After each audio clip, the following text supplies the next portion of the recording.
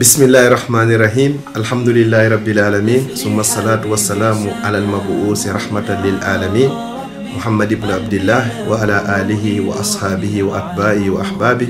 وعلى كل من استنى بسنته واقتفى أثرهم إلى يوم أن يرث الله الأرض ومن عليها. أما بعد، السلام عليكم ورحمة الله تعالى وبركاته. أراي مسيب بجلب تدب الإسلام. أراي من سلمنا سلمنا الإسلام سلمنا ويم الجنة يا الله وديك فوم من حرك إنجاب يم الجنة.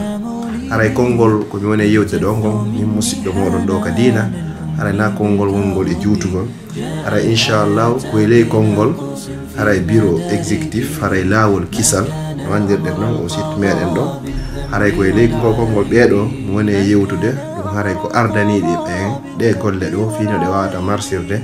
haray no jamma wawete malirede aduna do malire lakara sibe jokkondiri haray e gollawol do no wi e lawol kisal yo Allah hisinge aduna e lakara dum ko hombe woni dum haray ko musibbe meden hino wi e Alpha Umar Diallo kanko e dimmoje makko wiyetedo Muhammadu Aliou Bari.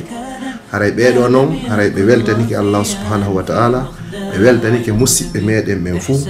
wombe natude ka YouTube do haray fewndo e nder o lawol kisal iden jogi ga yimbe guluje dido e temettato wuri 2300 personnes wombe darude ngol lawol do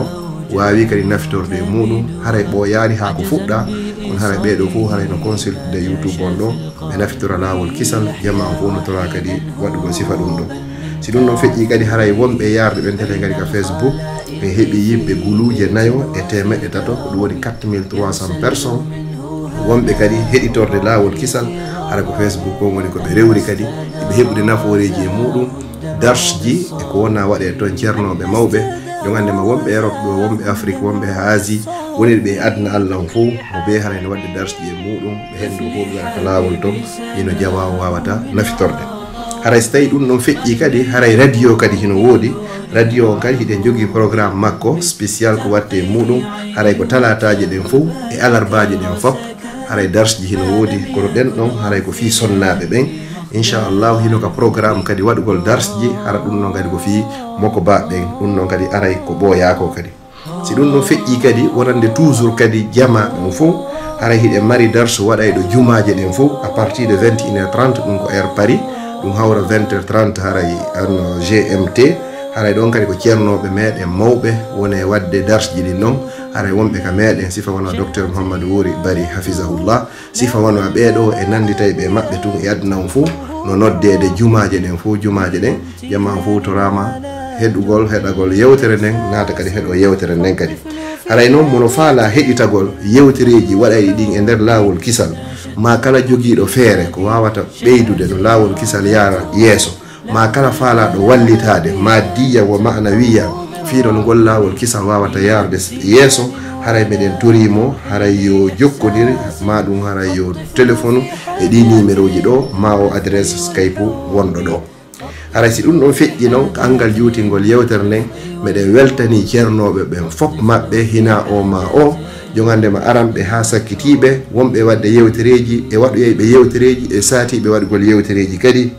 haray me yeggitata hay e goto inshallah haray non wa ala ra'sihim e hoore be wonbe wadde yewtereji fu mo beno wallitade kono tentini cernobe meden mawbe dum woni fadilatu al akh al fadil ustaz Muhammadu Julde Bañang haray technologie andirabe o adresse do mede weltani be do lawol kisal no weltani be ko men tori non Allah ko yo Allah weltanobe ko Allah weltantobe ko heno buri menen ko me weltantobe ko me weltanike be haray kadi yo Allah weltanobe kadi haray stay dum no feƴƴi kala faala do kadi heitagol yewtireji woday wonde wadde din e lawol kisal hara ko audio majji on haray yo jokkodira e amen ma o jokkodira e ustaz Muhammadu Julde Bañang technologie haray wawato hendade yewtireji din foppo hara ko audio o wawa jogade dum non o nafitora kadi haray ka lannitagol yewtere nden e weltaniki Allah subhanahu wa ta'ala o tagudo en wadi en julbe en weltaniki mo subhanahu wa ta'ala o kadi nemindo en hara enen ko wawete wadde nder o internet